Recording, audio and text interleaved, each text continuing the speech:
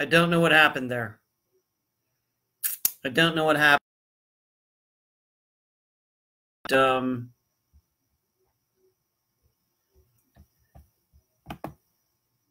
See if we can try this all again.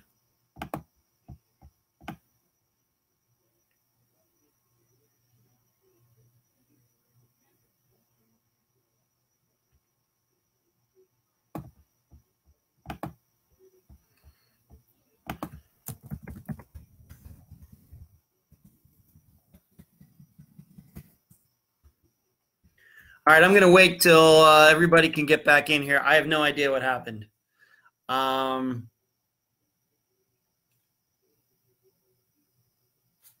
Don't know. Frustrating. It's frustrating. It is.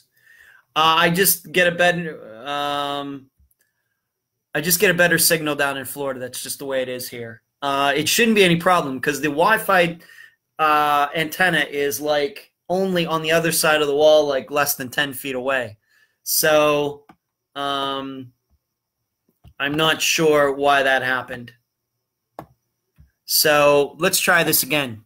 What I was saying is, and I guess a lot of people, if everybody that doesn't get back in here, I totally understand.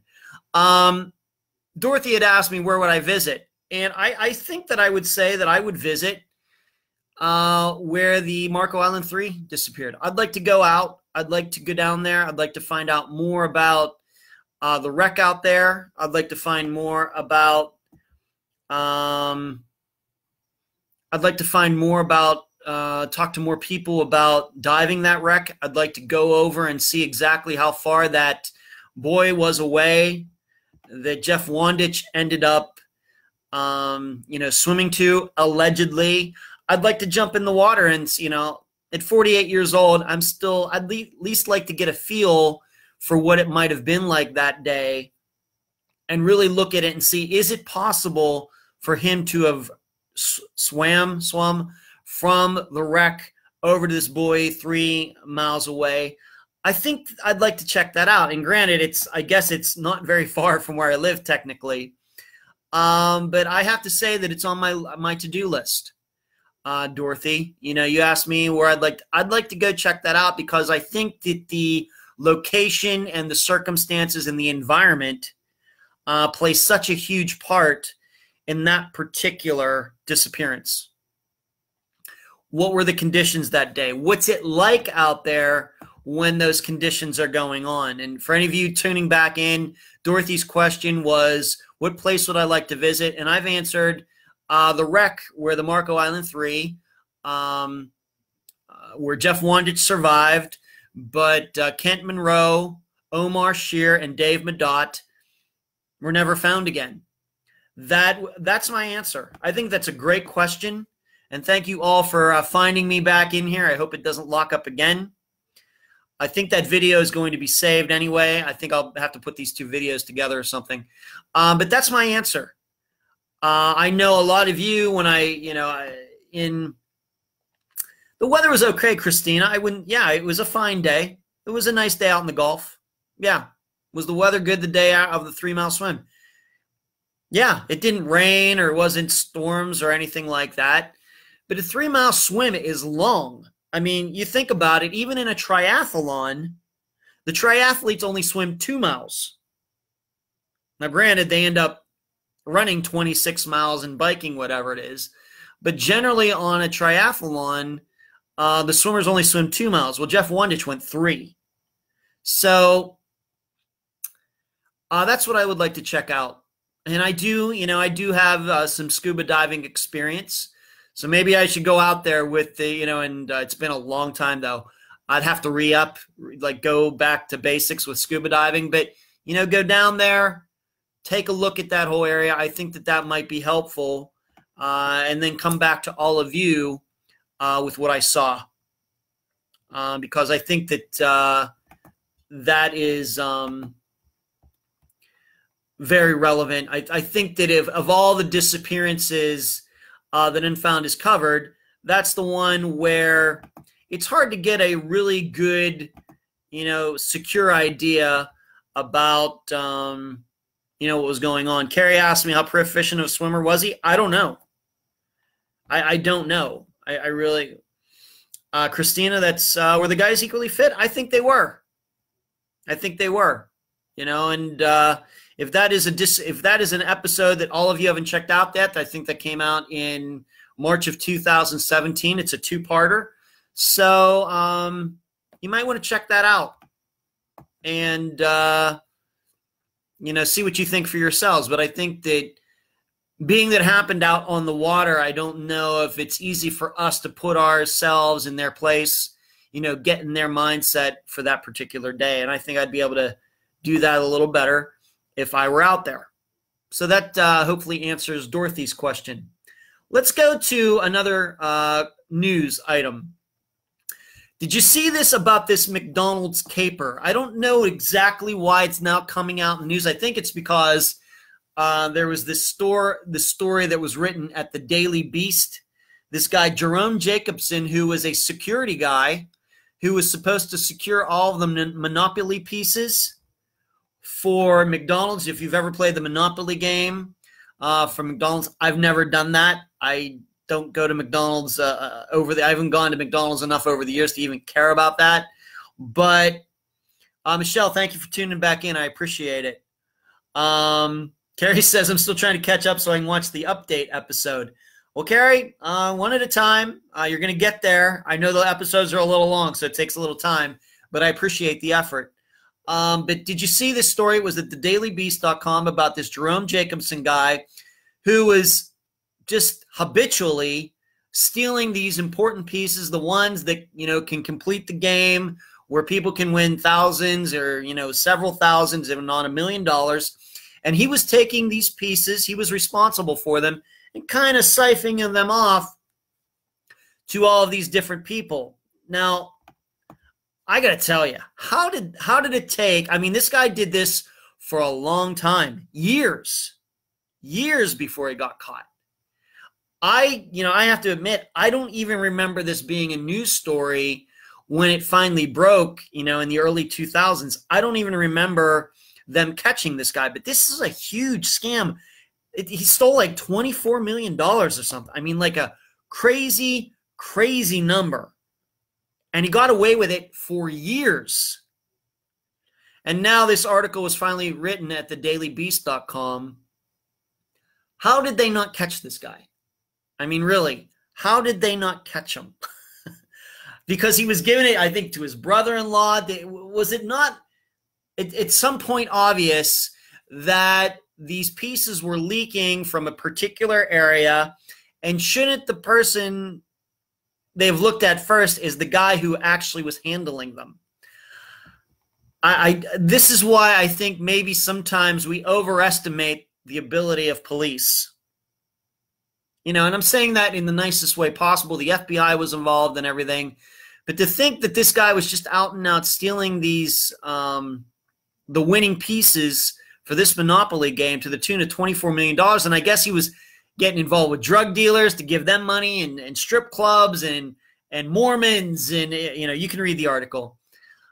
I just can't believe that. And if somebody finally ratted him, it's not like they happened upon it themselves. I think so finally somebody came forward, like a whistleblower or somebody finally came forward to tell them.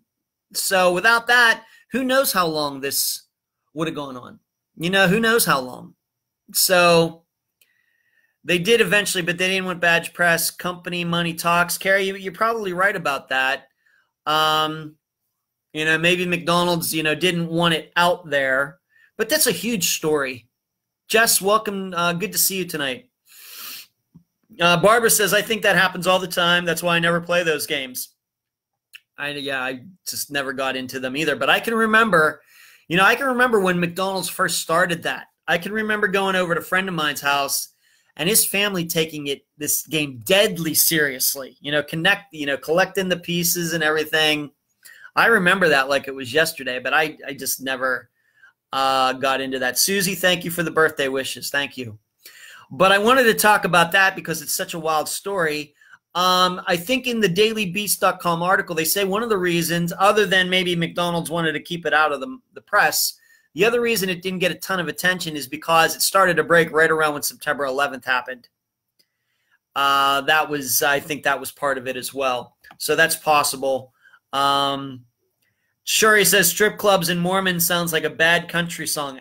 Actually, to me, I mean, the way I hate country, that sounds like an awesome country song to me. But so if you don't know what I'm talking about, this McDonald's caper that was pulled off by Jerome Jacobson, and I think he only spent like 3 years in jail. He's a free man now. He's been to jail and out, for a long time now. And he says that people still joke around with him, about what he did back then.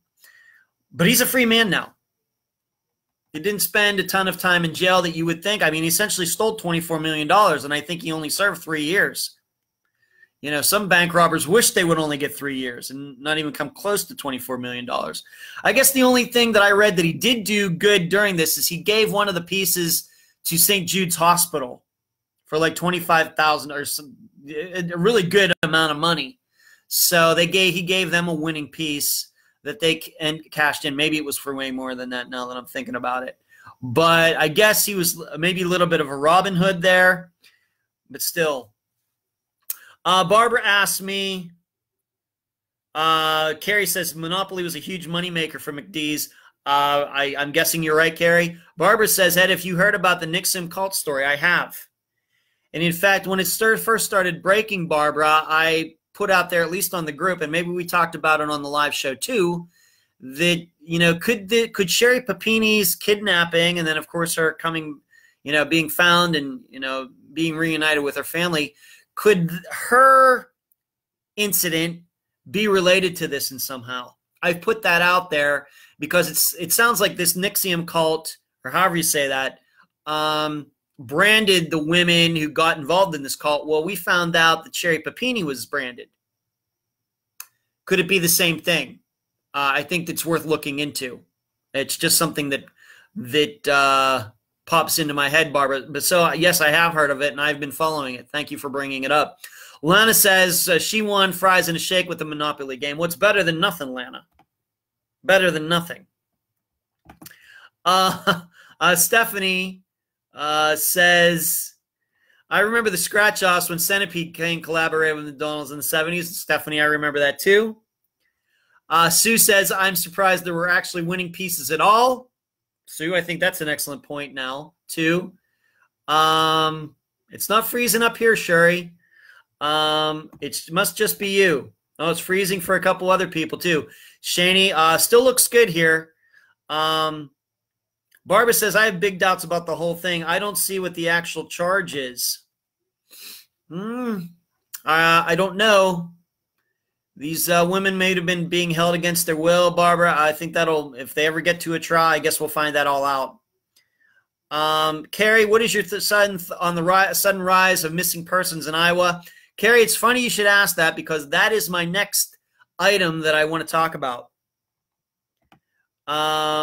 Kelly, good to see you tonight. Sarah as well. If anybody's freezing up, I'm sorry. It still looks good on my end. Obviously having some internet issues tonight. I apologize. Hopefully that it will come out really good afterwards. If you missed anything, you can watch it. What is my thought on the sudden rise of missing persons in Iowa? Carrie, I don't think that's what's going on. And in fact, there are a couple news stories within the last couple days that show that really nothing in particular unusual is going on in Iowa. I think the only reason that it's even being paid attention to is because of this Molly Tibbetts story. Now, we could talk about that. Why is she getting all this attention? Is it media bias? Is that what it is? Is it because, just to be frank with you, and I know a lot of you fall into this category who are watching tonight, is it because white women get more attention? That's yes and no. I'm sure there are a lot of parents who have lost daughters who are white to disappearances. They didn't get a lot of attention at all. And then there are maybe, like, you can look at a case like Thomas Brown's case. Obviously, he's not a white woman. He's a white guy. He's 18 years old, and obviously he's gotten a lot of attention. I think that it's a variety of things that come together that, focuses the media. And then suddenly the media happens upon the missing persons cases in Iowa, and they think that's something new. It's not. What they're actually discovering is the way things are. Now, what we must point out is that just because a missing persons report is filed doesn't mean that person is missing forever. In fact, most cases of where a report is filed, the people do come back. And that's what's so difficult about missing persons cases, because you can't tell a difference between the people who are going to disappear and stay disappeared and the people who are going to disappear and then come back a couple days later. That is the number one problem with investigating missing persons cases. Jamie, welcome tonight. Sarah, you don't have to apologize. Lana says, I don't think it's a rise in Iowa. It's a meme with no credence. I agree with that. Donna, sorry, I can't stick around for the whole night. Getting in a meeting a bit. Happy birthday, Ed. Donna, thank you for much that you tuned in at all. Donna, thank you very much. Deeply appreciate it. Carrie, definitely also think it's a family with good PR connections regarding Molly Tippett's. I have no idea. I don't know them. I have no idea. Lisa, thank you for tuning back in. Sarah says, I think missing people in general are getting more attention lately. I hope you're right. Of course, I'm not going to argue with that. I hope it's true. I don't know what to say about that, though. I don't know if I have enough information right this second to really say anything. To speak about Molly's case specifically, my opinion hasn't changed since last week. Even though I know her boyfriend went on and talked and everything else, and I don't know. You know how I feel about these things. I think that most disappearances are anchored in relationships, relationship problems, infidelity, jealousy, lust, etc. That's the number one cause. Number two cause is usually being involved in drugs. And then, of course, you combine the two, and then it even comes more so that a man or woman might disappear. Christina, thanks for tuning back in. Sue says maybe it could be the contact person for missing person's ability to get info out in a media-friendly way. Could be. I really don't know. All I can tell you is this. I know that there is believed to be, kind of this bias out there for white attractive women, that they tend to get more attention than other women, maybe minority women or men of any ethnicity. I can tell you, knowing what my stats are for each episode and how they're downloaded and everything, I can't tell you that that's true. I don't think that, at least with my particular statistics, and our women's case is a little bit more download. I can tell you this. At one time with Unfound Stats, that was true. These days, I would say since the beginning of the year, it's kind of evened out. That there'll be a popular case that's a woman's case, and then there'll be a popular case that's a man's case. Why that is, I don't know. I really don't know. And I realize that, downloads and podcasting, it's still a little bit of a, secret sauce in there. But, I can tell you, and this is not going to be a surprise, but the most downloaded episode this year has been Thomas Brown's case. I don't think that's any secret to anybody who's been following Unfound for a while. We know the kind of coverage that it's gotten. It helps that my name has been mentioned. I've been interviewed. The name of the podcast has been on Amarillo TV several times. Of course, with me happening upon what I saw in the video, that all helps, and it makes Thomas Brown's case the most downloaded. A lot of people in western northern Texas, checking it out. So as far as Unfound goes, the most popular, most downloaded episode this year has been Thomas Brown's case. And he's a guy. So I don't know. And, as far as attractive women, you know, at one time it was true, but it seems in Unfound statistics, it's, this, for example, Nico Lisi's case from this week, very popular, downloaded episode. Absolutely. And he's a guy. So I don't know. It's just hard to say. Erica says, I'm from Iowa, and recently my Facebook page has been blowing up with information about missing people and near abductions. Erica, it's probably true. I'm going to guess there's some trolls out there. I'm going to guess there's some hysteria going on. It's probably a mixture of fact and fiction. Probably.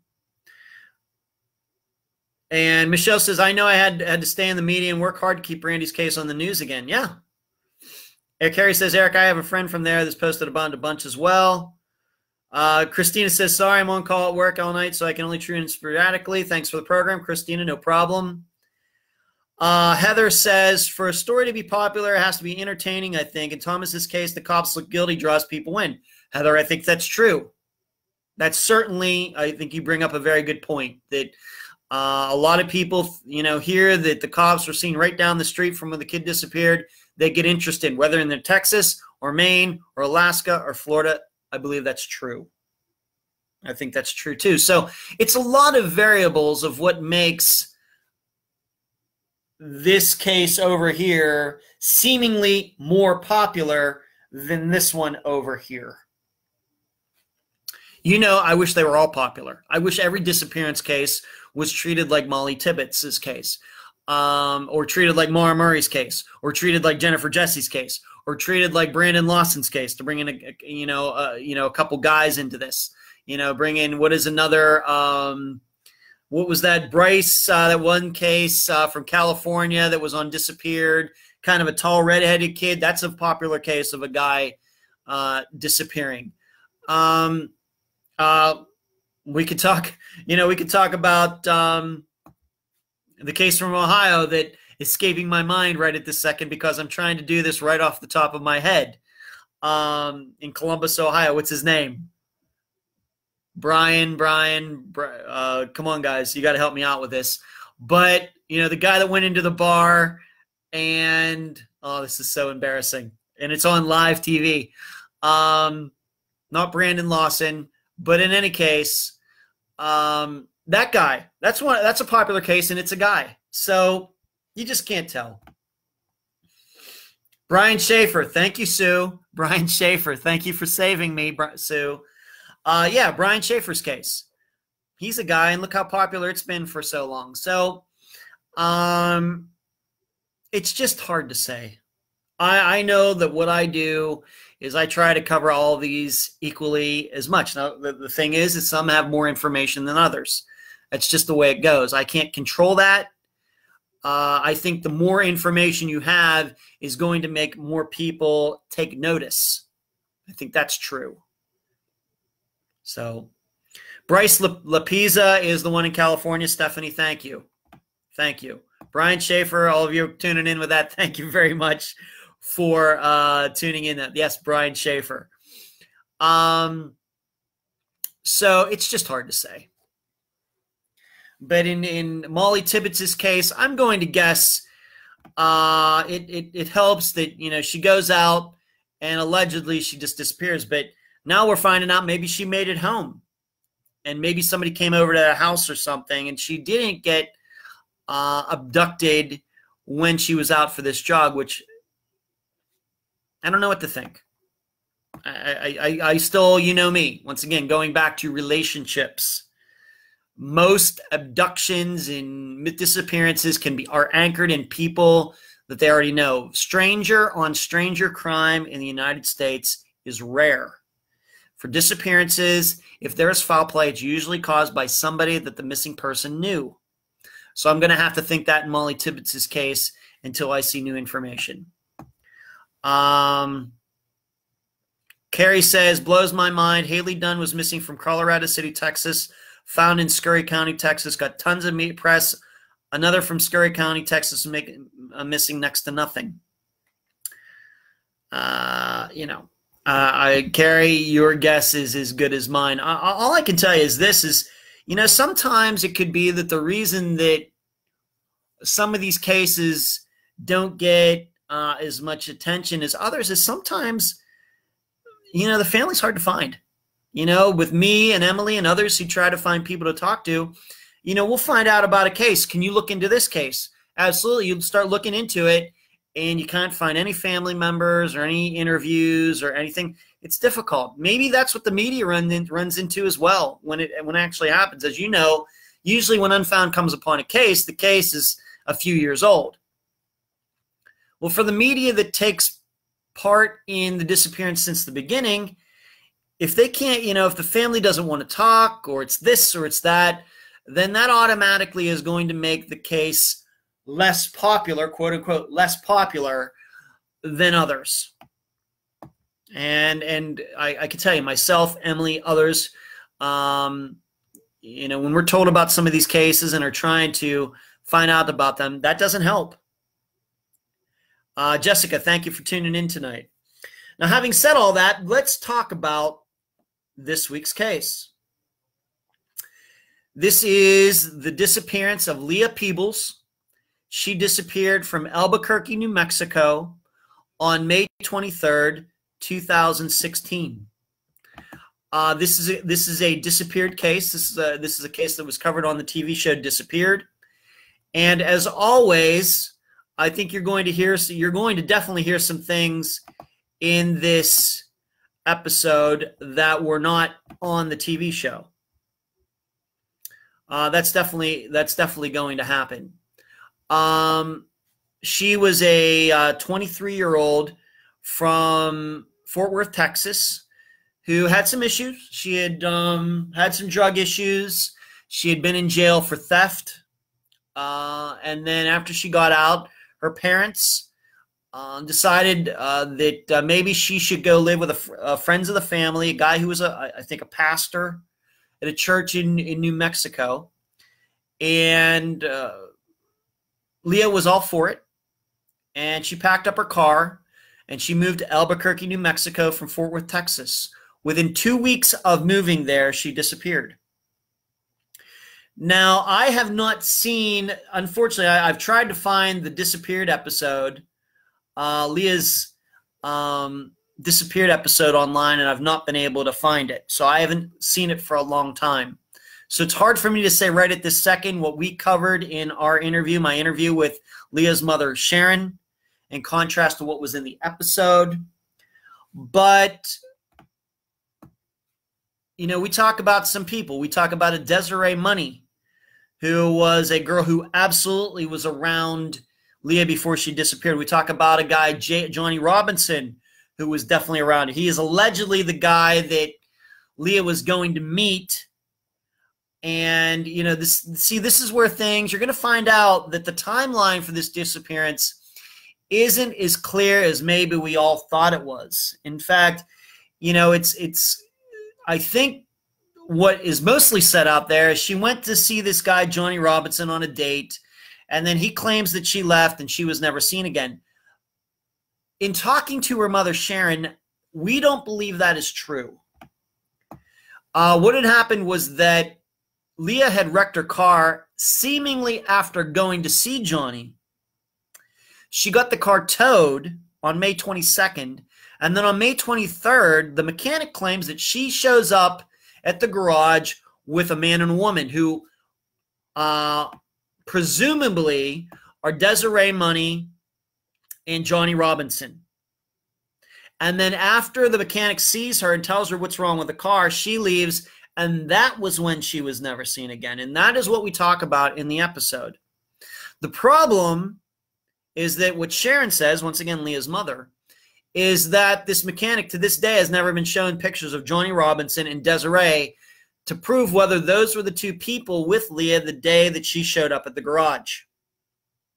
Sharon claims that she's just not sure if that was ever done. Well, you know, that's a big part of the case. So Kara asks, is Disappeared still a show? It is. Yeah, they just had a new season not long ago, Kara. Michelle says, I remember Leah Peebles.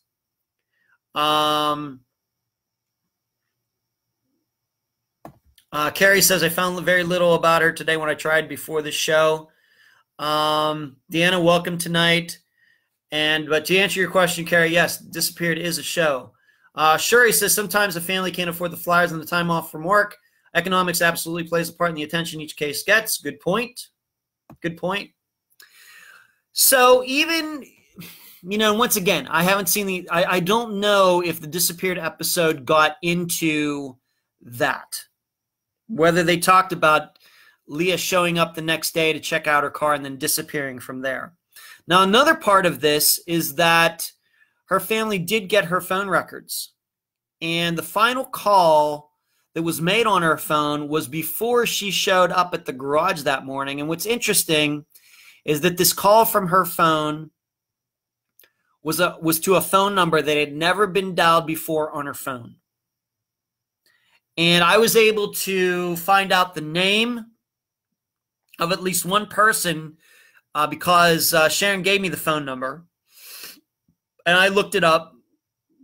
And I was able to determine that you had the number at one time. The problem is that I gave the name to Sharon, and she says that name does not sound familiar to me. And I don't think it's even familiar to the family that Leah was living with while she was in New Mexico. So there's still some things that are unclear, even though, Disappeared covered it, and you'd think that the timeline would all be sorted out by now. It's not. So if you listen to Friday's episode and you're still thinking, well, it still seems a little cloudy about when everything happened, you're right. Sharon and I tried to do our best. Now, if you've watched the Disappeared episode, you know that it was Leah's father who, put in all the legwork, going back and forth to New Mexico many times. He went to Las Vegas. I think he went to some other cities looking for his daughter. And frankly, Sharon even admits in the episode that she's really not sure how much he really found out. He was threatened at times. I think he was given a lot of bogus information at the time. But the reason that he's not interviewed for this episode instead of Leah's mother is because Leah's father died in a motorcycle accident in 2013. So you're going to be hearing from a woman on Friday who lost her daughter to a disappearance and then lost her husband to a motorcycle wreck. So, it's a tough one. This woman you're going to hear here on Friday has been through a lot. And luckily she still has two sons that she can lean on, and they can lean on her, to get through all of this. Angel says, yes, Kara, I would think that checking I'm guessing the photos would have been like step 2, 3, or 4. They did, but they did not mention the people with her. Well, Angel, as we do on Unfound, we do mention people. And it is believed that Desiree and Johnny were the two people with her at the garage that day, but that's never been proven. It could be two totally separate people. And I have to admit, I don't want to give too much away right at this second, but there are still questions about the mechanic and how he came upon the car and how it got towed in the first place. There are still questions that Sharon is not sure about, and I have questions about that alone, keeping Desiree and Johnny out of it altogether. And you can listen on Friday, and you can make it determine for yourself. Angie, thanks for tuning in tonight. Michelle says, oh, no, I didn't know that he passed. Yeah, Michelle, he did back in 2013. He did. I don't have a title for the episode yet. I'll be working on that tomorrow.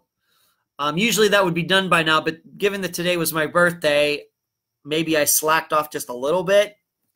But that is the case for this Friday, the disappearance of Leah Peebles, a girl from Fort Worth, Texas, who was only in Albuquerque, New Mexico for 2 weeks, and then she disappeared. She's a girl who seemed like a very nice girl, but got mixed up early on in drugs, had a theft conviction, but was looking to start a new life in New Mexico, living with the friends of the family, and then within 2 weeks, she disappeared. And we do even talk about if her disappearance could be connected to the Mesa killer. You can, being that that's a big topic in Albuquerque as well, and you can hear what Leah's mother has to say about that as well. I think that the interview, I think Sharon did a great job, even though she's not the person who has been interviewed over the years. It was her husband who has done most, I think, the interviews and everything, but she does a great job. I thought she represented her family very well, and you'll get to hear that on Friday. So there you go, the disappearance of Leah Peebles this Friday. So we've been going at it about an hour with a little interruption there because of the internet. But what we talk about? We talked about my birthday, which was today. I want to appreciate everybody who's wished me a happy birthday. Cannot thank you enough. It was a very nice day spent with my parents. Had a good time, went and shot the gun, went to Texas Roadhouse. It was good. I got a cake from my mother that I hope you saw that picture. We talked about the triblive.com article. If you haven't checked it out yet, please go to triblive.com and do a search for Mary Ann Verdecchia. You can read that article. We talk about the Nico Lisi poll and how sometimes, and maybe more often than I think, you, the listeners, kind of disagree with me on what was going on in a certain case. And I love it when you do. I want to know that I really appreciate that. Didn't even talk. I'm actually just wearing a USA shirt tonight, Nike USA shirt tonight. But don't forget about the shirts at myshopify.com, the books on Amazon, Patreon and PayPal accounts. Deeply appreciated if you could contribute to Unfound, whether if you want to be a steady Patreon supporter or just a one-time PayPal contributor. We talked about the news. We were right that we believe the cardiologist, it was a targeted shooting. Joseph Pappas is the main suspect. We talked about the McDonald's caper from the 90s into the early 2000s. We talked about Molly Tibbetts and the overall idea about why some cases are more popular than others.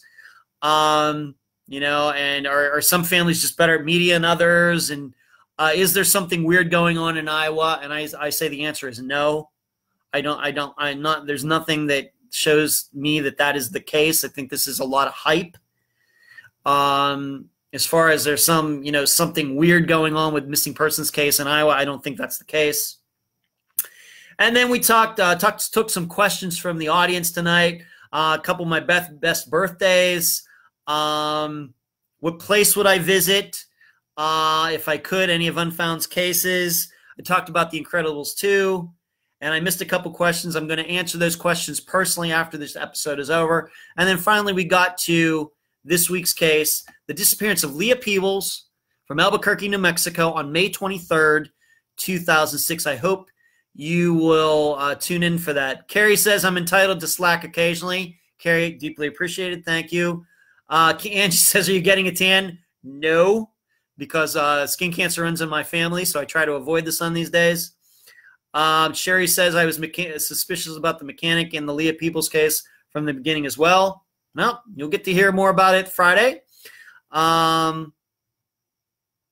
father was always good looking for her. Bless the family's heart. Thank you, Jamie. Angel, I'm sure she was question enough. Tara, thank you.